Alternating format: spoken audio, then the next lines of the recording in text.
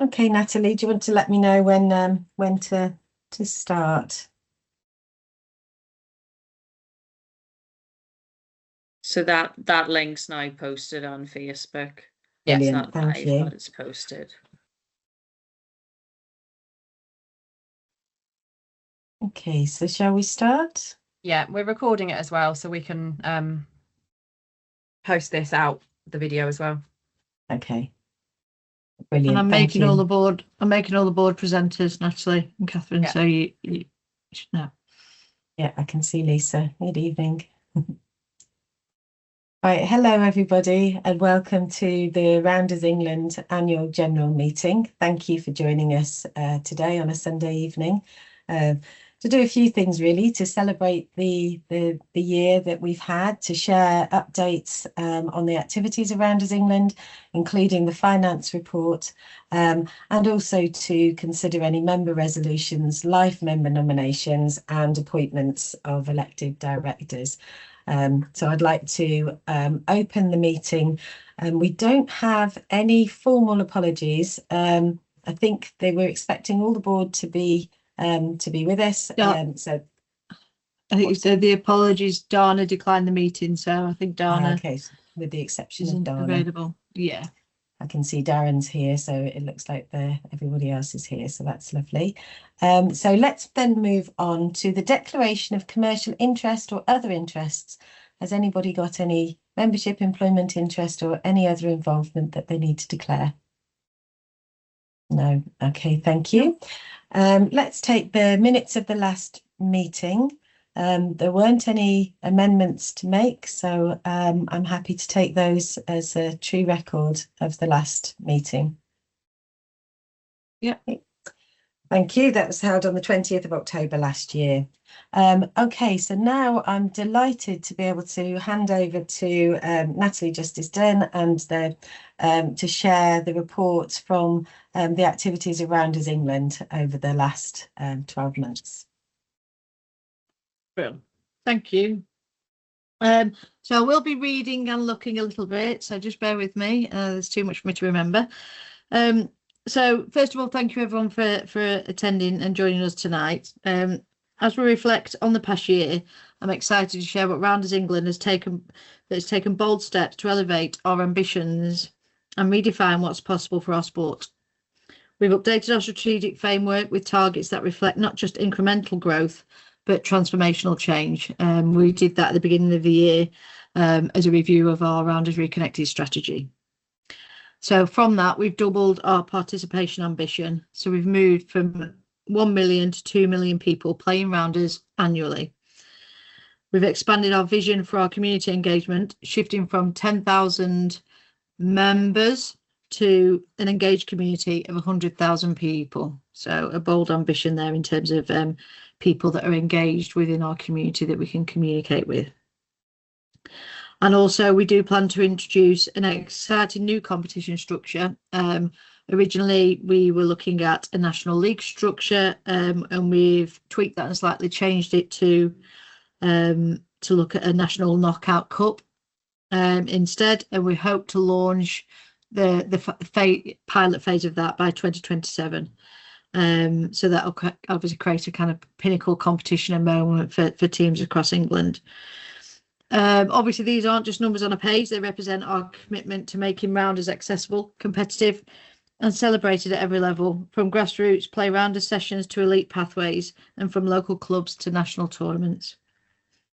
I'll take you through the progress across our 5 strategic pillars, which are grow, engage, compete, champion and our fielders. And let's dive into the highlights. So first one is around grow. As I said, our strategic goal has changed to 2 million people playing annually by 2032. And currently we're at around just under 1.4 million people that shows from Active Live survey. So that kind of represents like incredible momentum for us and validates our grassroots first approach. So, you know, that's 67% completed, hence why we changed that at the beginning of the year, because we felt, well, we'd already kind of achieved what we originally set out to do, which is fantastic. our Playrounders program, which is our kind of grassroots growth program, operated across 35 venues this year across England, with just over 1,100 unique participants engaged through our inclusive community-based sessions, which totaled just under 5,400 total attendees, which is fantastic, for the program. This was run by 35 dedicated activators, delivering 368 sessions and just under 400 hours of Rounders activity. We celebrated 1 year anniversary at Burntwood, Chippenham and Hinckley, and it's proof that the programme is sustainable. University engagement this year, so we had our inaugural books competition. We celebrated last year that we've been agreed to enter into books. We had 24 teams in the inaugural competition this year, with 271 students engaged through that. Feedback was fantastic, and we'll be expanding next year. And obviously for us, expanding into higher education creates a new pipeline of players, coaches and advocates for the sport. So generally, in terms of grow, what does this mean? It means Playrounders is proving to be a sociable, sustainable model with strong retention rates and a clear pathway from recreation to competition. And we have the foundation to accelerate to our 2 million target. Okay, the next one is engage. Again, like I said, we changed it to this year to have 100,000 people engaged through our sports across membership and social media, and basically people that we can communicate with. Our current achievement is, as you can see on the screen, just under 22,000. So we still have a long way to go on this one, but obviously we want to build this momentum, and this is the direction of travel we're going in. The key thing here as well is we launched our new membership product earlier on this year, and that thankfully has landed really well. We've already reached our year 1 target, and we've got over 2,000 members. So hopefully, obviously when we come to do a review after 12 months of the new membership package, hopefully we'll see that it is landing well for our community and our membership, which is fantastic. But as I said, we've still got a long way to go on this one. We've got 121 registered teams and 7 affiliated leagues. But yet, what we're showing, and for our research, we've got over 400 unaffiliated teams across England. So that's a challenge, but also a huge opportunity for us. Hence why we want to keep this. We're being bold with this ambition. So it represents a 22% affiliation rate. So the more we can grow that, and the more we can support those teams and leagues, then the better. And we can communicate with them on, obviously, the growth of the sport and the growth of the organisation. So we've got opportunities there to grow that. That's the opportunity that we have. Obviously, the other opportunity through our rounders, players, participants as well, and immediate conversion and an opportunity for social media engagement. So the key achievements we've got is, like I said, 121 now, 121 registered teams, and 7 leagues, which is fantastic, based on our new membership program. The other thing that is quite key for us as well is our activators and our awards in terms of our key achievement with engagement with our membership, that our Leeds Playrounders program won the Community Award of the Year. So it goes to show that kind of engagement and that sustainability goes all the way through. So we've got the participants, so we've got the programs and the pathways. We just now need to focus on that conversion, turning players into followers and unaffiliated teams into members and casual participants into engaged community members. Okay, next pillar is compete. Strategic goal there, as I said, is moved into a national knockout cup to be in place by 2032. So hopefully, obviously, piloting before that. Our competition infrastructure is really strong this year. Obviously, we've got the Books University Series that launched with 24 university teams. We had team regional qualifiers and national finals at an all-time high. Again, we had the school nationals. again, that grew across 4 days this year, which was fantastic. And then we also had open event, which had 6 play rounders teams playing in that, which was fab. And we also had our first league representative event. So in terms of that competition structure, that's growing all the time. We've had a fantastic year for that. In terms of our talent pathway, we have the 3 established regional hubs, engaging over 140 players through those, through those 3 hubs. And in 2026, we are really hoping that we can launch a southern hub as well to kind of, get something going down there. So that's definitely a priority for us in terms of that expansion. We're hoping for that kind of 4 hub structure to provide that comprehensive talent identification and development program.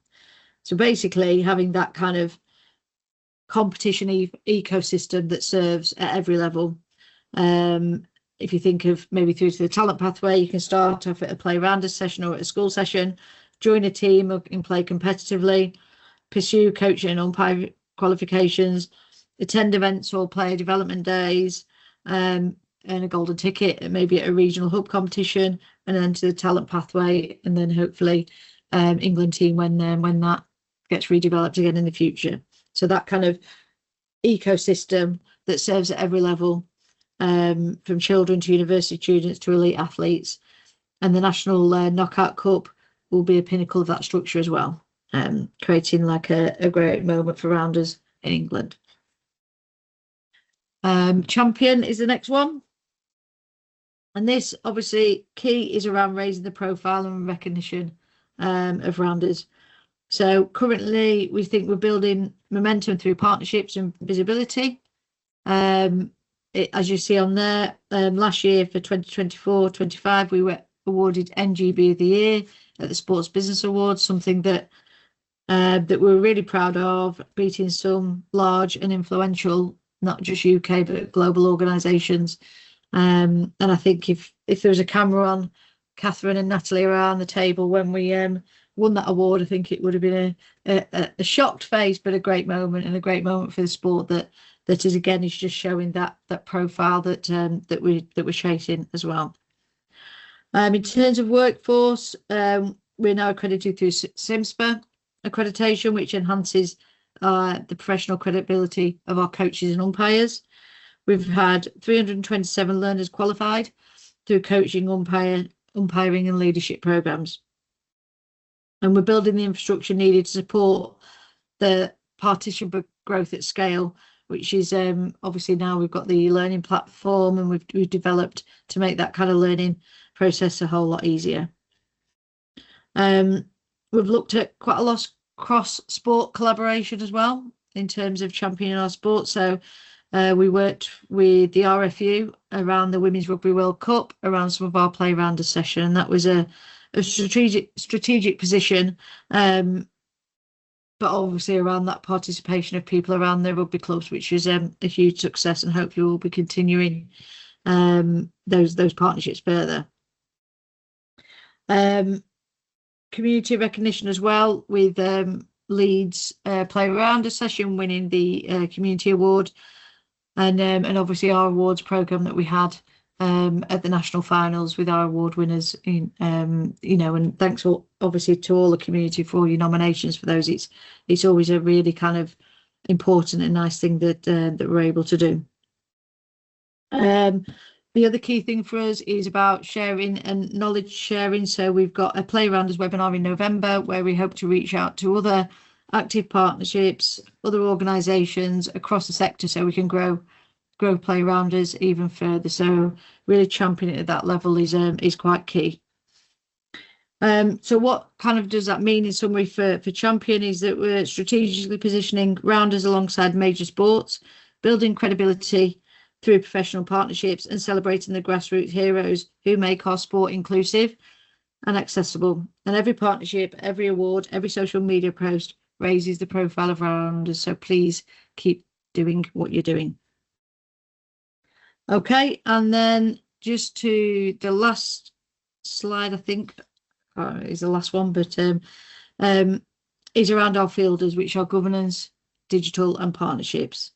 Some key things around governance is our aim is to maintain excellence in governance, digital infrastructure and strategic partnerships. So for governance is that we are fully compliant and in a really positive place with that. So we maintain the compliance with Sport England's Code for Sport Governance, Tier 3 compliance, which is fantastic for us. We have a clean sport commitment, so we are continue to meet the UK anti-doping clean sport requirements, so we're fully compliant there. Our board development, we implemented and refreshed board skills matrix, ensuring the appropriate expertise and diversity at all levels. With some succession planning in place, we welcomed a member of our youth advisory board at a board meeting last week, which was fantastic.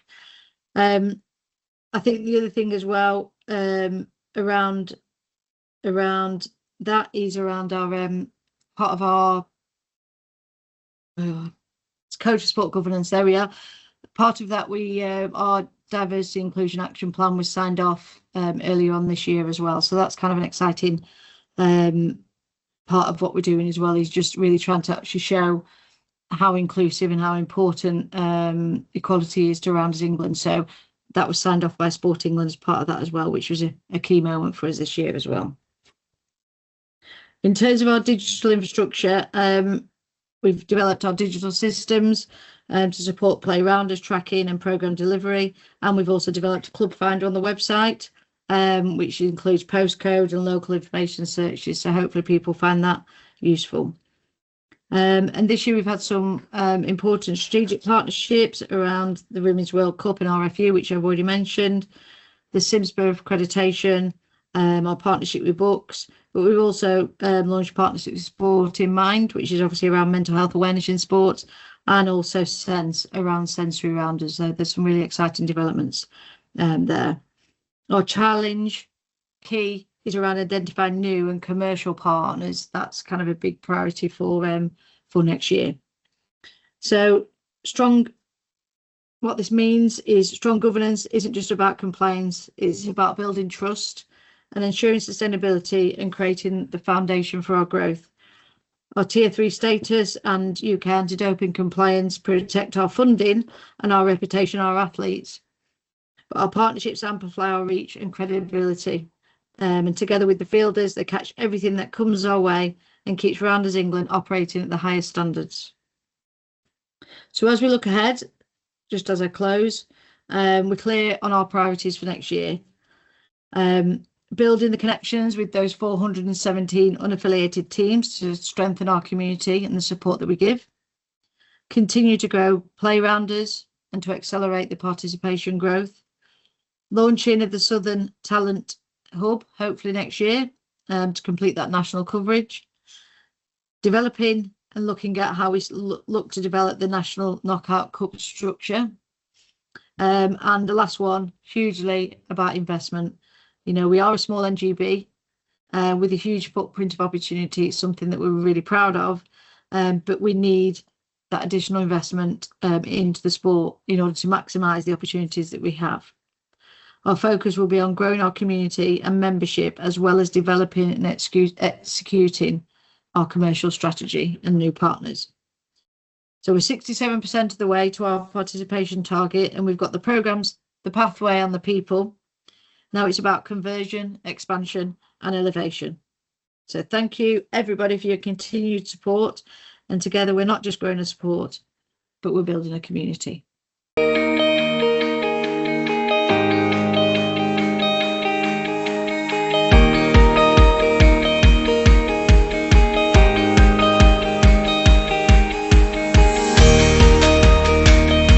Start documenting the history of Rounders. From that we realised that it went over to America. These are my ladies. This is Jill. This is my lady Amy. Little Susie. Brianna. You know why we call her Brianna, right?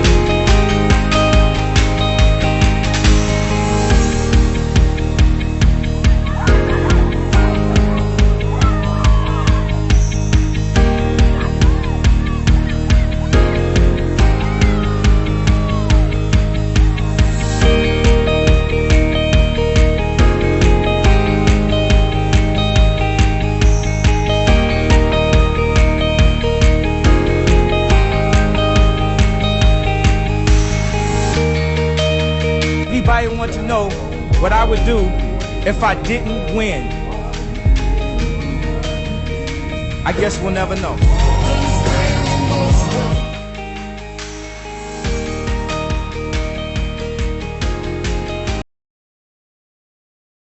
Thanks, Natalie.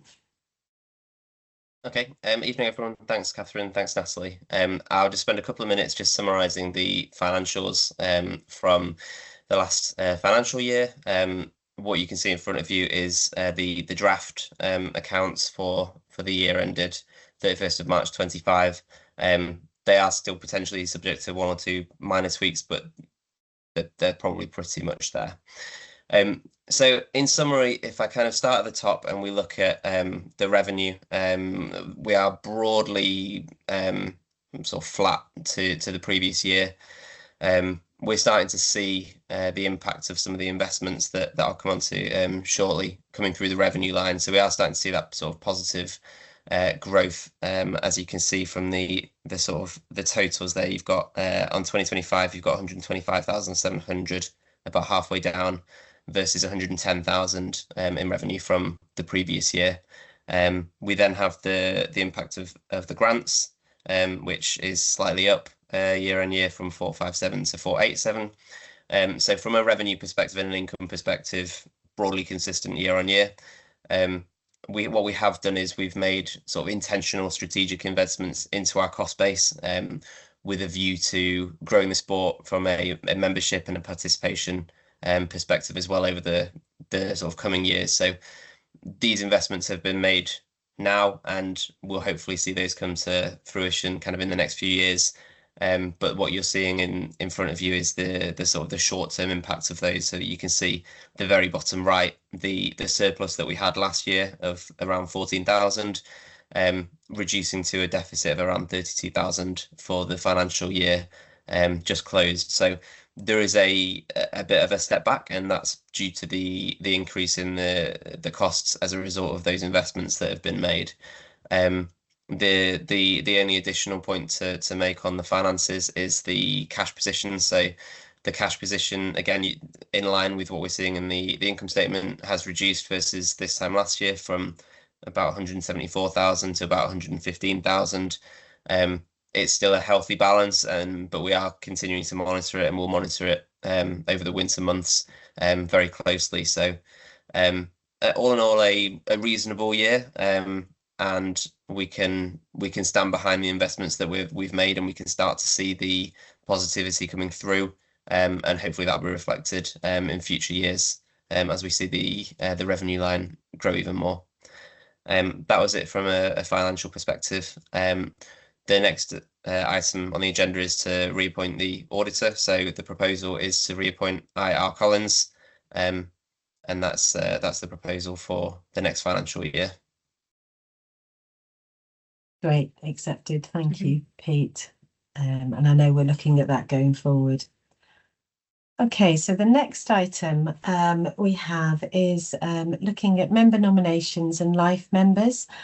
So we had no member resolutions to discuss at this stage, so we'll move straight on to life members and vice presidents. So as this slide says, the position of a life member is honorary, and it's nominated by fellow members and granted by the Rounders England board every 4 years to acknowledge the contribution individuals have had. This year we had 4 nominations from the membership, and we've reviewed them, and we've decided to grant life membership to in no order, but to firstly Claire Prendergast. Claire has been nominated by fellow West Yorkshire League representatives, so congratulations to all the members who've just been listed: Claire Prendergast, Daniel Collins, Roni Tinsley and Dana Abdul Karim. So Claire, just to say a bit on that, congratulations Claire, you were nominated by fellow West Yorkshire League representatives. We know from the application and from all the experience of the Rounders team working with you that you live and breathe Rounders. You chair the Rounders West Yorkshire Rounders League, and with skill and dedication on a voluntary capacity, and you've grown Rounders in West Yorkshire to an incredible 54 league teams. somehow in amidst that, you find time to play and captain Spen Valley Vixens and also tutor for Rounders England and pass on the knowledge to the wider Rounders community. Second on that list mentioned is Daniel Collins. Congratulations, Daniel, and welcome to the Life membership group. You were nominated by fellow members of Ipswich Ravens. The submission was that you continually commit time, energy, and belief to Rounders, whilst juggling a full-time job, studying for exams, and supporting your wife. You make all players feel like they are seen, regardless of ability or experience. And locally, a huge advocate for Rounders, including this year arranging the charity Rounders tournament to raise money for the Ipswich Baby Bereavement Group, a cause we know is very close to your heart. You've taken the Ipswich Ravens from a social club to national finalists, maintaining a positive and welcoming environment that prioritises the players' well-being and, most importantly, fun as well. So well done. Congratulations, Daniel. Then Ronnie Tinsley, you were nominated by fellow national umpires. So Ronnie is a player, umpire, committee member and club organiser, an absolute enthusiast of our sport, having been involved with Rounders for over 40 years. Started playing in the early days of the Leicester League back in the 80s, and currently the captain and the linchpin of the local league team. Since retiring from teaching a few years ago, she's been a valued member of our Rounders England umpiring team, officiating at various events around the country. And they had no hesitation in proposing Ronnie as a life member. So welcome, Ronnie. And finally, Dana Abdel Karim, who's been nominated by the talent players. Dana's been involved in elite Rounders for many years and also currently serves on the Rounders board. She's a significant figure in the Rounders scene, known for being the first hijabi Muslim to represent England in any sport, earning 67 caps for the England team. Been a player, captain, coach, various England teams, and is now involved in developing the talent pathway. And I know the Rounders England staff really value her input into that. So Dana is an inspiration to all women in any sport, and her days are filled with teaching in a school, followed by helping to train the talent players. So that's great news, and congratulations and welcome to all of them. We've got one more to add tonight to explain about the looking at a vice president. So this role is honorary and for individuals who've held a board position and have contributed greatly to the work of the board and Rounders England during their tenure.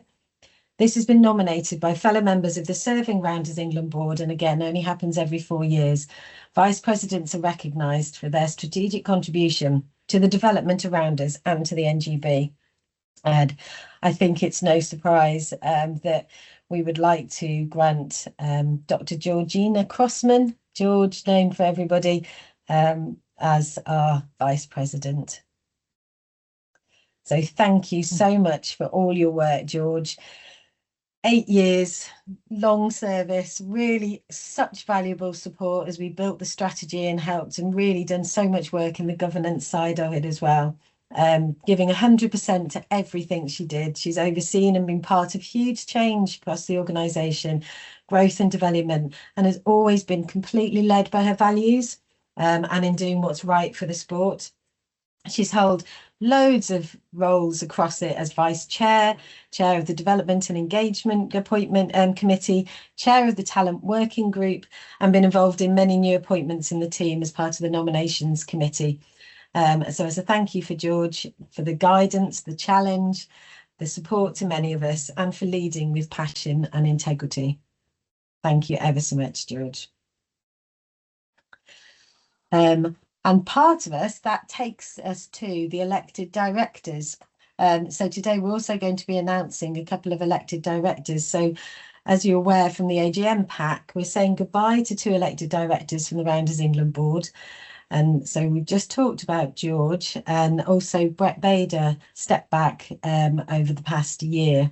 So it resulted in 2 vacancies on the board that were open for member nominations as per our Articles of Association.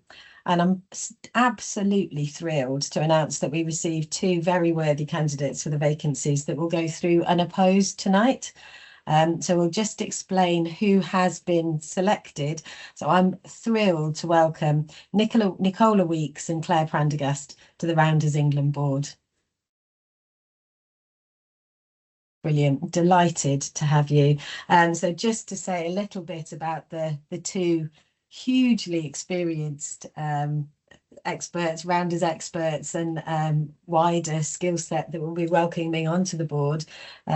Nicola's been involved in Rounders for over 20 years, first playing for the England under 13s back in 20, and progressed through the ranks to captain the full England squad as a senior. Nicola now plays an active role as a player in the talent squad and as part of the working group developing the talent hubs, which has been so important. Nicola is committed to supporting the next generation by strengthening grassroots participation, championing the reintroduction of Rounders into schools, something we know is really important, and helping shape a future where everyone feels welcome to play.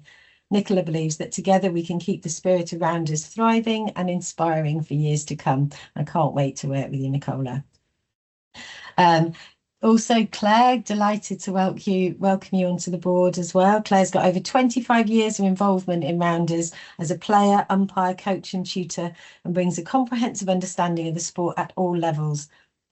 Claire currently runs the league, which we talked about, managing 56 teams and over 900 women throughout the season. She's going to help us ensure that the voices of the Rounders community are genuinely heard, while actively engaging with stakeholders and partners to strengthen the sports profile.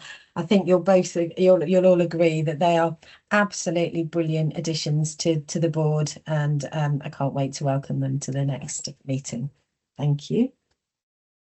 Catherine, I don't know do you want me to, or Nicole or Claire, do you want me to just allow because it feels funny talking to somebody blank, doesn't it? Shall I just allow their camera and mic in case, so they could just say hello? Definitely. If that's okay. Yeah. Right, I won't be a moment. And we'll be reaching out over the next few weeks to absolutely all the paperwork will be coming your way. Right.